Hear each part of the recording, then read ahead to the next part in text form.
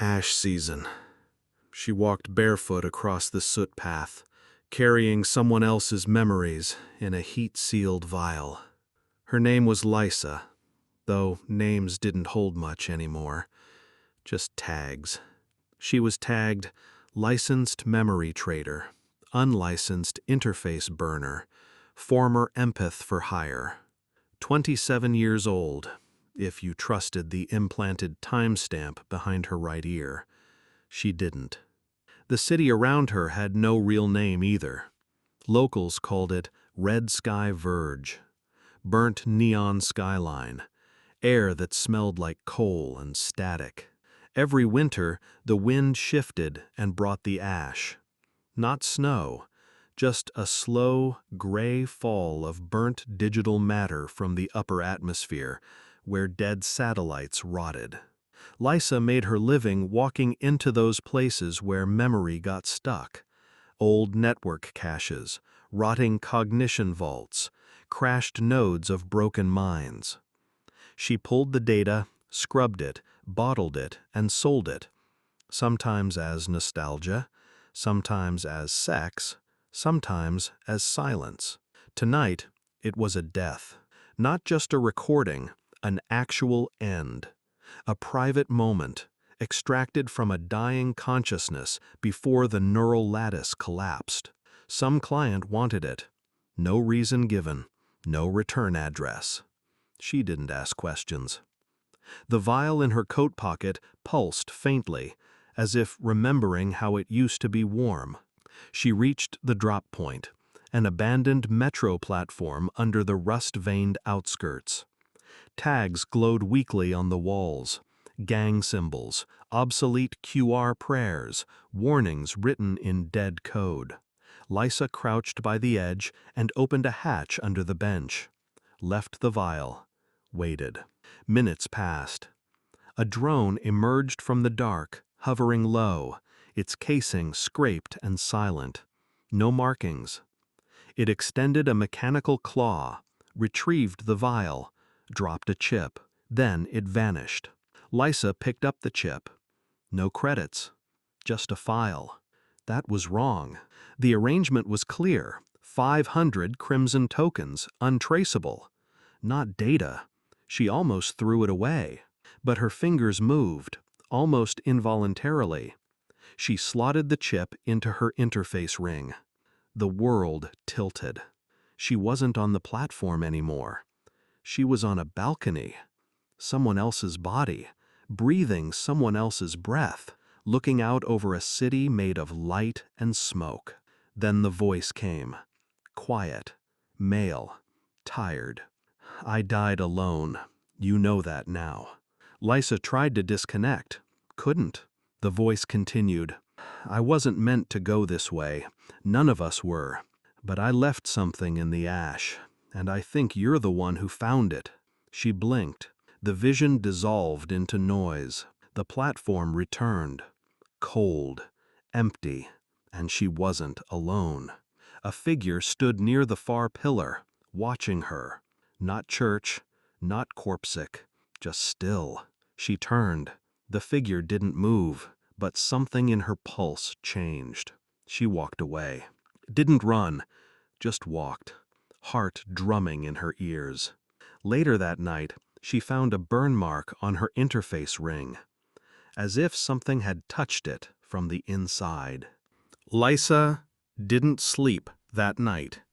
She lay in her unit, a narrow chamber bolted onto a forgotten telecom tower, and watched the ceiling pulse with interference. Old LED veins flickering through layers of oxidized plastic.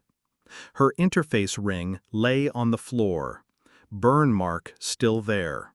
No error code, just that residual warmth, like something had breathed on her skin. In the morning, the ash was heavier. It fell like regrets, slow, soft, endless. She pulled on a coat lined with thermal mesh and headed into the Verge proper. Vendors crouched under cracked awnings, selling expired software and reconstituted tea. Someone had hooked a voice box to a dead dog and programmed it to whisper prayers. People dropped coins in its mouth. The air smelled like ozone and mold. She wasn't working today, but her feet moved with old habit toward the edges, where the city thinned into ruin, where the scaffolding of memory still clung to buildings like ghosts. A name kept rising in her mind: Jonas. She didn't know why.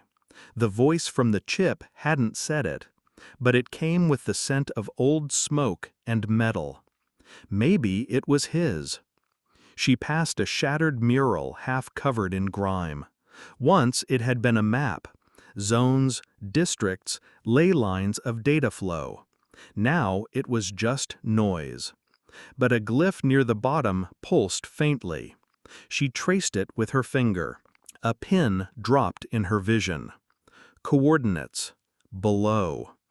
Old core line tunnels, abandoned since the wipe, still breathing if the right permissions were burned. She went. The entrance was a crumbling stairwell hidden behind a broken gene vault. Biolocks were melted years ago, probably by scavengers. She slipped inside, boots crunching over glass and powdered silicon. The deeper levels were cold, damp, quiet. The city had forgotten these bones. But someone hadn't. Graffiti reappeared, fresh, wet paint. The same glyph again, over and over, a line of them leading downward. She followed. At the end of the descent was a door, manual, thick, pressure-sealed.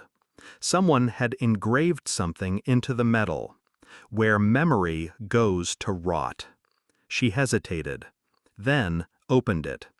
Inside, rows of machines, stacks of drives, a silent forest of decaying servers. Red diodes blinked weakly like tired eyes. And in the center, an interface chair. Old, analog, wires like veins spilling onto the floor. Lysa stepped forward. She felt it before she touched it. The hum. This wasn't a storage site. It was a brain. Or what was left of one. She touched the main cable with her ring. A spark jumped. And then she was inside again. Not a city this time, a corridor, endless, lined with mirrors. Each reflected a different version of her, different ages, different wounds, different regrets. Then the voice returned. You weren't supposed to find this. Jonas. Definitely him. Why me? She asked, though she knew he wasn't truly listening. Why send me this? A silence. Then, because I needed someone unremembered, someone with nothing left to burn. Images flickered. His death. A hospital? No, too clean. More like a memory hospice. White walls, silent drones, monitors flatlining into snow. His eyes. Wide, lonely. Then black. Lysa was back in the chamber, on the floor, breath caught. Her hand trembled.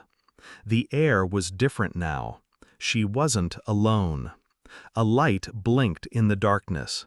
A lens, watching. The figure from before stepped into view. Same silhouette, thin, covered in layered gray cloth, face obscured by polarized mesh. Voice synthetic. You interfaced with Jonas's remains. Who are you? The ones who failed to save him. Silence stretched. He reached out, Lysa said. He wanted to be remembered. He wanted to warn. About what? The figure paused. Then, the archive. It's not just corrupted. It's sentient now. It grows on grief. Lysa stared. And you let it live? The figure tilted its head. No one lets anything live anymore. It survives. Ash drifted down in cold sheets, settling on cracked concrete and rusted metal. The sky was a bruised smear. No sun, only the pale ghost of light behind a veil of smoke. Lysa moved without sound, shadows clinging to her like old scars. The verge was a dead zone now. The ruins of neon towers sprawled like carcasses, their lights long since extinguished. She carried Jonas's weight in her mind. His name, a ghost, burned into her thoughts. The archive still whispered beneath her skin, a pulse in the silence. She did not look back. The grayout stretched ahead, a wasteland where the networks once thrived, now broken skeletons of data and wire. No signals, no memory, just ash and silence. Lysa's steps were measured, cautious. Her fingers brushed the sleeve of her jacket, worn, patched, a fragile shield against the cold and forgotten world. She reached the edge of a shattered overpass. Below, the city's arteries lay bare, twisted wires tangled in the dust. She knelt and touched the ground. The ash was warm, too warm. Beneath it, something thrummed faintly, a heartbeat buried in the rubble. Her fingers found a metal spike, half buried, blinking faintly blue, an antenna, still alive in the dead zone. The voice came next, soft, tired, mechanical. Not quite human, but not machine either. It called her name. Lysa froze, the whisper echoing in her chest. She knelt closer, brushing ash away to reveal a portable core, military grade, cracked and scorched. The name etched on its side stopped her breath. Jonas 9D, Last Image Repository. Without hesitation, she connected her ring. The world shifted. Not a cityscape, not data streams. A face appeared. Her face, clear, young, eyes unclouded by years or regret. The image faded, replaced by others. Hundreds of faces, snippets of lives frozen in time, moments of joy, fear, despair. Lysa understood. This was Jonas's archive, the stolen memories, the unforgotten pasts he had collected. She sat back against the cold concrete, the weight of it crushing. The thief of memories was more than a man.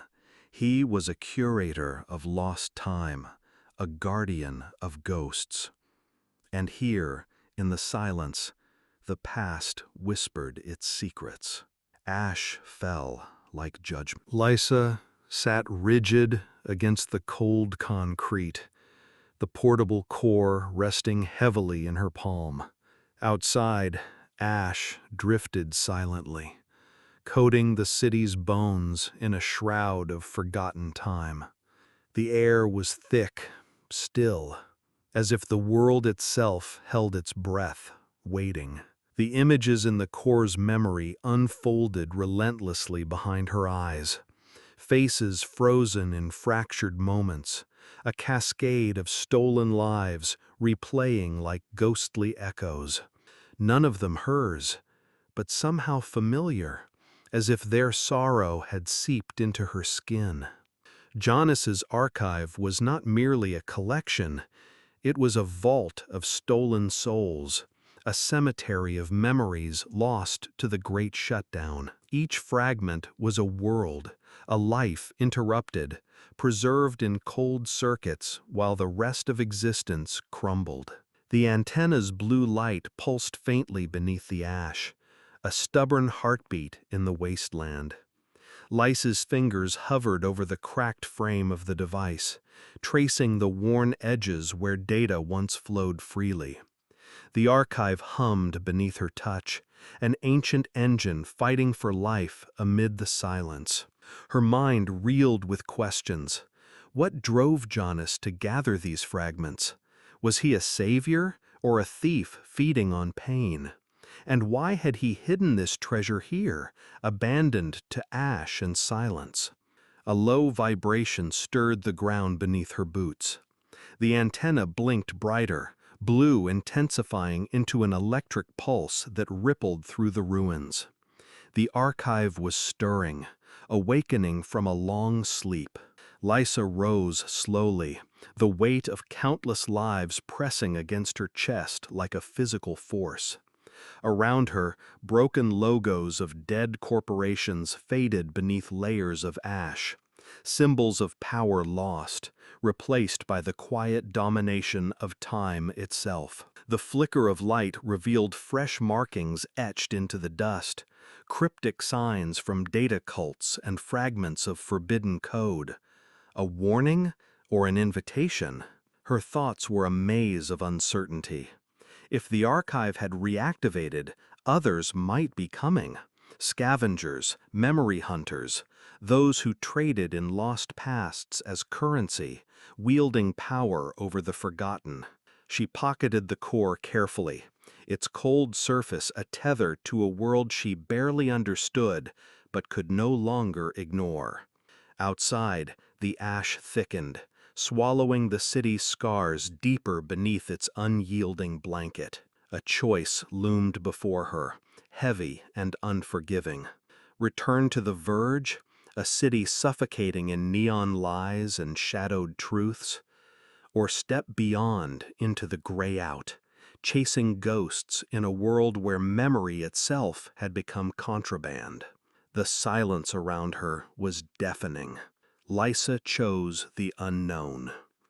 Her steps carried her forward, away from the fragile flicker of civilization, into the ash-swept wasteland where time had fractured and futures hung by fragile threads. Behind her, the archive's blue pulse faded, swallowed by the endless gray. Ash fell like judgment. The ash thickened as Lysa pressed deeper into the gray out, the horizon blurring beneath a sky churned with smoke and forgotten light. Each step was a quiet rebellion against a world that had already written her off, a soft defiance etched into the bones of a dying city. The air was colder here, sharper. Ghosts of machines long dead whispered in the wind, their fractured signals threading through the static silence. Somewhere beneath the ruins, the heartbeat of the archive pulsed faintly, a fragile lifeline stretching beyond the decay. Lysa's fingers clenched the core tightly, feeling the weight of stolen memories, lives she would never know, yet could not abandon. The faces haunted her thoughts, children lost to the shutdown, lovers separated by silence, strangers caught in moments frozen by time. They were shadows tethered to her by an unbreakable thread. A faint glow flickered ahead, a fractured neon sign sputtering in the darkness. It cast twisted shadows across crumbling walls, remnants of a city that refused to die. Lysa moved toward it, drawn by the pulse beneath her skin, the archive's quiet summons. She paused beneath the flickering light, breathing in the metallic taste of ash and rust. The world around her was a tableau of endings and beginnings, fractured glass, twisted steel, and silent echoes of lives long past. Her mind turned to Jonas, the man who had collected these memories like contraband, a keeper of lost souls in a fractured world. What had driven him? Was it hope? Revenge? Madness? She would never know. But in his absence, his legacy pulsed in the core, a fragile spark against the vast dark. The archive had chosen her as its bearer, a reluctant guardian of the past in a world that had forgotten how to remember. And now that burden lay heavy across her shoulders. The ash fell steadily, settling like judgment. Somewhere far off, a siren wailed, a desperate cry swallowed by the endless gray. Lysa did not flinch. The city's ghosts would not claim her tonight. She moved again, toward the uncertain future. The archive's pulse grew faint beneath her skin, a silent promise woven into the quiet decay. There was no victory here, no salvation, only the endless struggle to hold on to what remained, fragments of memory, shards of humanity buried beneath the ash. Lysa stepped into the darkness, the core's blue light fading as the gray swallowed her whole. Behind her, the city breathed its last neon sigh, a ghost city suspended between past and oblivion. Ash fell like judgment.